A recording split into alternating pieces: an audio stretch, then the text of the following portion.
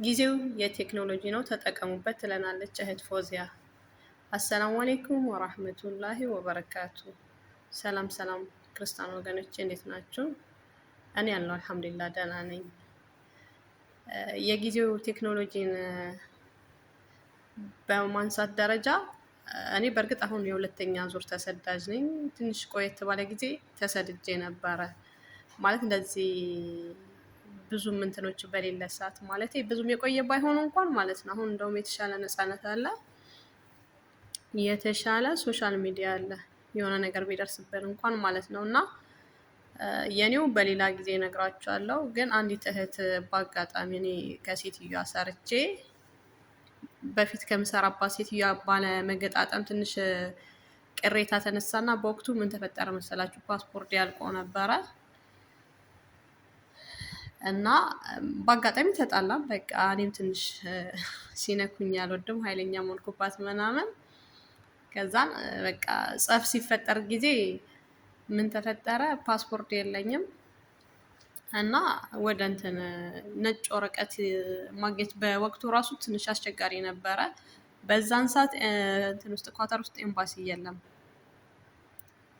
ግን እንትን ላይ ነበሩ። ያኔ ኤምባሲ ሊጀመር ጅምር ላይ ነበረች። በዛን ሰዓት ስላልነበረ በዛ ፕሮሰንስ ውስጥ እያለው እኔና ሴትዮዋ የተጣላን። ከዛ ደግሞ ያጸብ ተከተልና ወዴት ሄድኩኝ? ወደ እስር ቤት። እስር ቤት ስላችሁ ያው ማረፊያ ልበላችሁ። እኔ ወንጀለኛ ሁኜ ወይም በሌላ አይደለም፣ ግን ፓስፖርት የለኝም እና በቃ ዳይሬክትሊ ወጣው ከዛ ቤት። ወዴት መሄድ ስለማልችል ከዛ ሰውየው የት ነው የወሰደኝ? ወደዛ ወሰደኝ፣ ወደ እስር ቤት ማለት ነው። እና በዛን ሰዓት የተመለከትኩት ኢንሻአላ ያኔ ብዙ ያየሁት የታዘብኩት ነገራቶች አሉ። በሌላ ቪዲዮ እቀጥላለሁ ማለት ነው። እና ግን የኛ ሀገር እንጃ የኛ ሀገር አገልጋይ የሚባለው የቆንስላ ጽህፈት ቤቶች እያንዳንዳቸው ማለት ነው እያንዳንዳችን ከስር ያኔ ከኢትዮጵያ ጀምሮ ከኢሚግሬሽን የተለያየ ቦታ እስክንደርስ ድረስ የውስጥ አሰራር በጣም ችግር አለብን። በጣም ችግር፣ በቃ ሰው የሚያመዝነው ወደ ገንዘብ ነው። ያኔ ሰብአዊ ክብር የለም እንደ ኢትዮጵያዊነት ማለት ነው። እና በሌላ ጊዜ ገልጽላችኋለሁ ይሄንን። ግን አንዲት እህት አየው እዛ ቦታ ላይ ማለት ነው። አንዲት እህት የሀገሬ ልጅ ናት። 6 ዓመት ታገለግል እና የ6 ዓመት ደሞዝ አልተሰጣትም እንዳጋጣሚ። እሷን ብቻ ሳትሆን ከሌላ ሀገር ዜጋ ነበረች፣ ኢንዶኔዥያዊት ማለት ነው። ጓደኛዋ እና እሷ 6 ዓመት ምንድን ነው በይሉኝታ ነገ ሰጣችኋለሁ፣ ከነገ ወዲያ ጠብቁኝ፣ በዚህ ገባ በዚህ ወጣ ስትላቸው ምናምን በቃ አዝግማቸዋለች። እና ልጅቷ በጣም ያኔ የተማረች ናት። በዛ ላይ አንዳንዴ ነገራቶች እንዳልሆኑ ይሆናሉ። ሰው በቃ ባላሰቡ አጋጣሚ ምስቅልቅሉ ይወጣል። ልጅቷ የተማረች ናት፣ የአዲስ አበባ ልጅ ናት። የተለያዩ ሀገራቶች አውሮፓ ሀገር የሚባለው ቦታ እህት ወንድሞች አሏት። ግን የሁላ ሲስተም ተቋርጦባታል። አላቅም ብቻ አንዳንዴ ናፍቆትም ሲበዛም መናፈቅ ስናበዛም በቃ የሆነ አይምሯችን ከመጨናነቁ ሁሉም ነገር ፎርማት ያደርጋል። እና ምን ይሆናል ከቤተሰብ ያላት ግንኙነት በስልክም ተቋረጠ፣ በምንም ነገር መገናኘት አልቻለም። ከዛ ከነገ ከዛሬ እያሉ 6 ዓመት ቆጠሩ። 6 ዓመት ይቆጥሩና የሆነ ሰዓት መረራቸው። በቃ ሁሌ ስትጠይቃቸው ሰውነታቸው በቃ የሆነ ስትታይ ራሱ እድሜዋ በጣም ትንሽ ናት፣ ግን በጣም ትልቅ ሰው ግዙፍ ነው የምትመስለው። ያኔ እድሜዋ በጣም የሄደ ነው የምትመስለው ስትታይ ልጅቷ ማለት ነው። ከዛ አንድ ቀን ሲጠይቋት ገንዘቡ በዚህ ሰሞን እሰጣችኋለሁ፣ ልብሳችሁን ሁሉም ነገራችሁ አዘጋጁ ምናምን ስትላቸው የሴትዮዋ አኳኳን አልተመቻቸውም እና ከቤት ወጥተው ይጠፋሉ። ሁለቱም ማለት ነው። ይጠፉና ወዴት ለመሄድ ነው እነሱ አላማቸው? ለመጥፋት ምናምን ሳይሆን ፖሊስ ጣቢያ። ከዛ አገሩን አያውቁት፣ የሙቀት ነው ምናምን፣ ምንም ሳይዙ በባዶ እጃቸው ወጥተው ከመንገድ እየሄዱ ሳለ አንዲት በቃ አላህ ሲያዝላቸው አንዲት መልካም ሴት የመንግስት ሰራተኛ የሆነች እሷም ፖሊስ መንገድ ላይ ታገኛቸዋለች። ከዛ ምንድን ነው ችግራችሁ ብላ ስጠይቃቸው ነገሯት። ያለው ሁኔታ እንደዚህ እንደዚህ ምናምን ብለው ሲነግሯት ኑሽ እኔ ላድርሳችሁ ትልና ቀጥታ ወዴት ትወስዳቸዋለች? ወደ ፖሊስ ጣቢያ።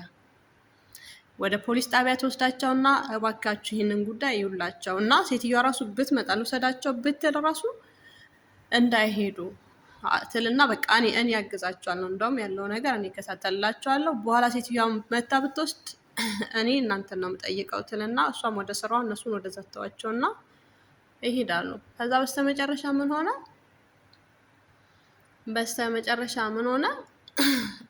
ስለ አሰሪዋ ስልክ ይደወልላታል። ስልክ ይደወልላትና ትመጣለች። ከዛ ልጆቹ እንደዚህ ብለው ስሞታ እያቀረቡብሽ ነው፣ ምንድን ነው ጉዳዩ ሲላት፣ አዎ አለብኝ። በእርግጥ አልካደችም፣ አዎ አለብኝ፣ ግን ስላልነበረኝ ነው። አሁን እሰጣቸዋለሁ፣ አንዳንድ ነገር አስተካክዬ የምሸጣጣቸው ነገራቶች ሽጬ ገንዘባቸውን እሰጣለሁ ትልና አሁን ለጊዜው ስጡኝ፣ ወደ ቤት ልመልሳቸው፣ ከእነሱ ጋር ምንም አይነት ጸብ የለኝም ትላለች። ከዛ እንደዛ ስትል ምንድነው እነሱ አሳልፈው እንዳይሰጧቸው ምንድነው እዛ ጋር ሴትዮዋ እኔ ነኝ በቃ የእነሱ ባለ ጉዳይ እንዳይሄዱ ከዚህ ቦታ ብላለች። ከዛ አንቺ አትወስጃቸውም ይሉና መልሰው እነሱ ወዴት እንትን ይሏቸዋል፣ ፋይል ይከፍቱላቸውና ምናምን በቃ በተጠባባቂነት ወደ ማረፊያ ቤት ያስገቧቸዋል። ከዛቺ ሴት ከዛሬ ነገ ሲባል ጉዳዩ ማለት በዛን ሰዓት የሚከታተላቸው እንትን ተከፍቶላቸው ክስ ተከፍቶላቸው ምናምን ጠበቃ ተቀጥሮላቸው ምናምን በቃ ጉዳያቸው የሚያይ ሰው እንትን ተባለ እና እንደ ቀልድ የተጀመረው 6 ወር እዛ ውስጥ ማለት ነው እያሉ ከዛሬ ነገ ሲባል ምንድን ነው 6 ወር ፈጀ። 6 ወር ሲፈጅ በቅጥር ግቢ ያለች አንድ ስራ አስኪያጅ ያለች፣ ግን ሴትዮዋ በቃ የሆነች ጨካኝ ናት። ጨካኛች እንትኗ ማለት ነው ኃላፊ የምትባለው የእስር ቤቱ ኃላፊ በጣም ጨካኝ ናት። ግን ለመጀመሪያ ጊዜ በእኔ እይታ በቃ ለነሱ በቃ ውስጧ አላህ አራራው እንትን አለች እና ጉዳያቸውን እየያዘች ምናምን እሷ ናት ወደ ፍርድ ቤት የምትወስዳቸው፣ ሁሌም እንትን የምትልላቸው። ሌላውን ሰው በፍጹም ማየት አትፈልግም። በቃ የእነሱን ግን ለምን እንደሆነ አላውቅም፣ አላህ ሲያገራላቸው ጉዳይ የኔ ነው ብላ ያዘችው። ከዛ ከነገ ሲባል ከነገ ወዲያ በየዕለቱ ቀጠሮ ሲባል 6 ወር። ከዛ 6 ወር አስቆጠሩና ማለት ነው ይቺ ልጅ ነግሬያቸዋለሁ፣ ከቤተሰብ አትገናኝም፣ ስልክ አትደዋወልም፣ ስራዋ ምንድን ነው ማልቀስ ነው። ስልክ እንዳትደውል ደግሞ ምን ሆነ? በዛን ሰዓት በነበረው ይሄ የቤት ውስጥ ቁጥር ነበረ የስልክ መስመር፣ እሱ መስመር ደግሞ ተቀይሮ ብቻ የሆነ እንትን ተብሏል። በዛ ምክንያት ከቤተሰቧ ጋር መገናኘት አልቻለችም። ከዛ በዚህ ገባ በዚህ ወጣ ተብሎ ገንዘባቸው እንዲያገኙ ተደረገ። ተቆጥሮ 1 2 3 4 ተብሎ በእጇ ተሰጣት። ከዛም በእጇ ሲሰጣት ጊዜ ምን ተፈጠረ? ይህንን ገንዘብ ማን ያዘው? ያቺ የእስር ቤቷ ኃላፊ። ምክንያቱም እዛ ውስጥ አሳልፋ በእጃቸው እንዳሰጣቸው ምንድን ነው በቃ በገንዘብ ይሰረቃል። እስር ቤትም ብትሆኑ ብር ይጠፋል እና ግን ይህ ሁላ ገንዘብ አንደኛ ነገር ይያዛል። እዛም እስረኛ ሆነው ሲገቡ ስልካቸውም ገንዘባቸውም ወርቃቸውም ምናምን እዛው መጀመሪያ ተፈትሾ እንትን ይባላል። ወደ ውስጥ እስከ መግባታቸው በፊት ያኔ ይቀመጣል። እሷ ግን በአደራ መልክ ራሷ ጋር ተቀበለች እና በቃ እርግጠኛ ሲሆን አንቺ ስትሳፈሪ እንትኑን ውክልናውን ወስዳ ማለት ነው አንቺ ስትሳፈሪ ገንዘቡ እኔ ነኝ በእጄ የምሰጥሽ አለቻት እና ሴትዮዋ ጋር ሆነ። ከዛ ግን ምን ተፈጠረ? የዛለታ በቃ እስር ቤቱ ጠቅላላ እንደ ሀዘን ለቅሶ ተቀመጠ ማለት ትችላላችሁ። ምንድን ነው ያስለቀሰው ህልቁ? ልጅቷ አባት አላት፣ እናት አላት፣ ወንድም አላት፣ እህት አላት። ግን ከዚህ ሁላ ነገር በቃ እንትን ብላለች። ግን ለእኛ ናት በቃ ምንም አይነት ሲስተም የለም። ከዛ ሰው አልቅሶ ምናምን ግን እንደዛ ሲባል በዛን ሰዓት ያኔ እስር ቤት ስለነበረ በየዕለቱ ሰው ይሄዳል ወደ ሀገር። በየዕለቱ ሰው ሲሄድ ምን ተፈጠረ? 2 ልጆች ቅኑ ልጆች ተገኙና አድራሻሽን ንገሪን አሏት። አድራሻሽን ንገሪን የት ጋር እንደሆነ ሰፈርሽ ምናምን አሏት እና አድራሻውን ተቀብለው ሄዱ ቀጥታ ወደ ኢትዮጵያ። እንደ ዛሬው ተሳፍረው በ3ኛ ቀኑ ወደ እሷ ይሄዳሉ። ወደ ተወለደችበት መንደር ምናምን ሲሄዱ ወደ መገናኛ አካባቢ ነበር መሰለኝ፣ ትንሽ ረስቻለሁ፣ ይቅርታ። ከዛ ሲሄዱ ምን ሆነ? ቤተሰቧ ጋር አፈላልገው ጠይቀው ሲሄዱ አባትየው ቤታቸውን ይሸጡና ወዴት ይሄዳሉ ይባላል? ወደ ገፈርሳ አካባቢ፣ አቅጣጫውን ባላቅም እንደዛ። ከዛ ሴቶቹም ተስፋ አልቆረጡ የዛን አድራሻ ተቀብለው መልሰው ወዴት ይሄዳሉ? ወደ ገፈርሳ አካባቢ ይሄዳሉ። በጣም ረጅም መንገድ ነው መሰለኝ። ይሄዱና ይህንን እነሱ ከተሳፈሩ በሳምንቱ ማለት ነው። ኦልሬዲ ልጅቷ ወደ ሀገር ልትሳፈር ዝግጅት ላይ ናት። እና አንድ የሚያስጨንቀው ነገር ምንድን ነው? ወደ ሀገር ስትሄድ ራሱ ተቀባይ የላትም። በዛ ላይ መንገድ ላይ ገንዘቧ ሊዘረፍ ይችላል። ብዙ ገንዘብ ነው አስቡት፣ በዛን ሰዓት፣ አሁን ሳይሆን በዛን ሰዓት ማለት ነው። እና ብዙ ነገር ማድረግ የሚችል ብር ነው። የአየር ትኬት ሁላ ነገር ተስተካክሎላታል። ግን ያቺ የእስር ቤቷ ኃላፊ በቃ የሆነ ነገር ሙሉ ውክልና እኔ ልውሰድ፣ ድጋሚ ልጅቷን አሳልፌ ለሌላ እንትን እንዳልሰጣት፣ ለሌላ ጠላት እንዳልሰጣት ቤተሰቧን በተቻላችሁ አፈላልጉና በቃ የዛኔ ትሳፈራለች በአማና መልክ። እሷ ጋር እስር ቤትም ሆና በቃ እሷ እስር ናት ማለት ነው ልጅቷ። ከዛ እነዛ ሁለት ወደ አገር የተሳፈሩ ልጆች ምን ያደርጋሉ? ተመልሰው ወደ ገፈርሳ ይሄዱና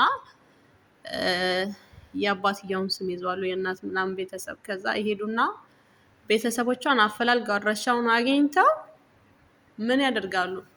መልሰው ከኢትዮጵያ ወደ ኳታር ይደውሉና አባትየው በአካል ማለት ነው ተሀየሉ። ከዛ ቀጥታ አባት ሲደውል ወደ እስር ቤት ይደውልና ልጄን አቅርቡልኝ እንደዚህ እንደዚህ ምናምን ይልና የዛች የኃላፊዋ ስልክ ነበረ። ከዛ መሰረት ትባላለች፣ መሲ ምናምን ተብሎ ተጠራች።